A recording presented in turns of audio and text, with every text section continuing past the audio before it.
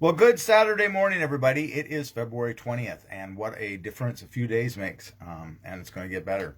So looks like we've gotten past our cold snap, and it's all downhill from here, as they say.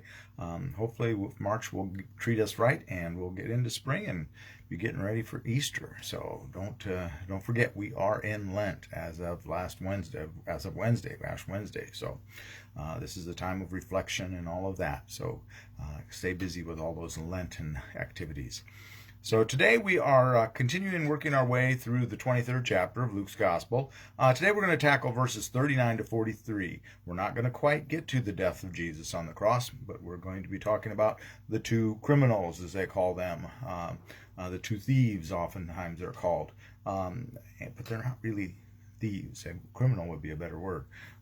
So with that, it's Saturday, and so it's a day off for me. I've got some things I'm going to plan to do today, so let's dive right into this and get through it, and we'll get to the conclusion of the episode on the cross on Monday, and then Tuesday we will get to the burial of Jesus. All right, so let's dive into this. Verses 39 to 43, 23rd chapter of Luke. One of the criminals who were hanged there kept deriding him, Jesus, and saying, "Are you not the Messiah? Save yourself and us." But the other rebuked him, saying, "Do you not fear God, since you are under the same sentence of condemnation? And we indeed have been condemned justly, for we are getting what we deserve for our deeds. But this man has done nothing wrong." Then he said, "Jesus, remember me when you come into your kingdom." He replied, "Truly I tell you, today you will be with me in paradise." That's Jesus replying. "Truly I tell you, today you will be with me in paradise."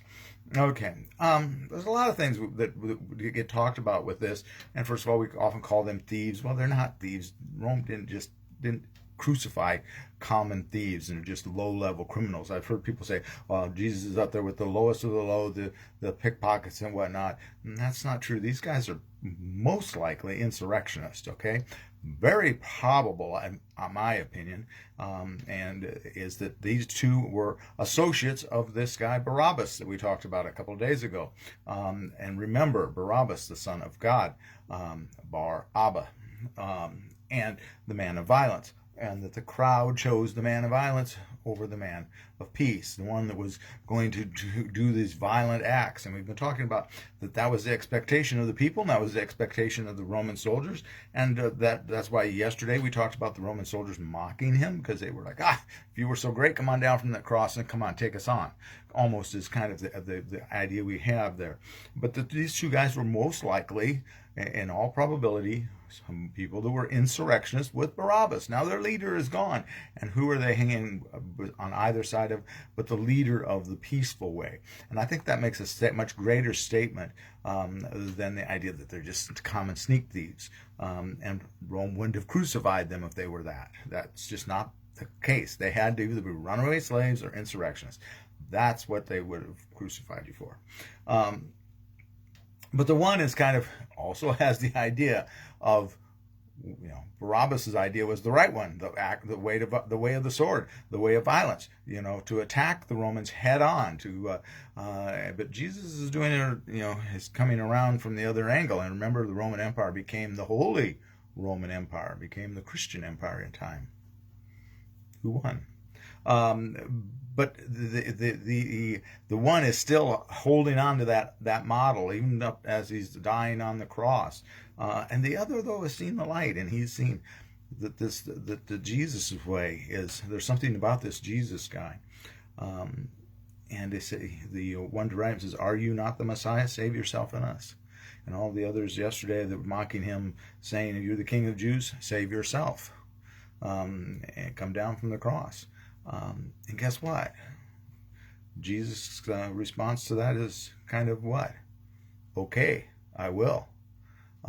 Because guess what? We know they're going to take him down from the cross in a couple days. On Tuesday, we'll be talking about that. And save yourself and us. What does Jesus do? He says, "Do not fear," or he says, that was yesterday. "Father, forgive them, for they do not know what they do." That's what he said yesterday. He already gave the grace, and he says this thief, insurrectionist, criminal. Truly I tell you, today you will be with me in paradise. He does exactly what they challenge him to do. Save us. Only if we'll listen. As the good thief they talk about. The bad thief, the good thief. And an aside, if you ever noticed an Orthodox cross, they have the little extra little thing at the bottom, the little footboard, and it's tipped, it's slanted. One side goes up, one side goes down. That's for the two thieves. One is going to heaven, one is going to the other place. So that's what we've got there. I think that we forget the fact that Jesus does exactly what they ask. He comes down from the cross and he saves himself and us. So with that, let's talk on Monday about the death of Jesus. Have a great weekend. Enjoy the warm weather that we're enjoying. Respectively so to what we've had. And have a blessed day. And as always, please be a blessing to someone today. We'll see you tomorrow. Hopefully, we have church, 10 a.m. We'll be either live streaming or come join us in the sanctuary. We are gathering in the sanctuary. So be a blessed day. We'll see you then. Bye-bye.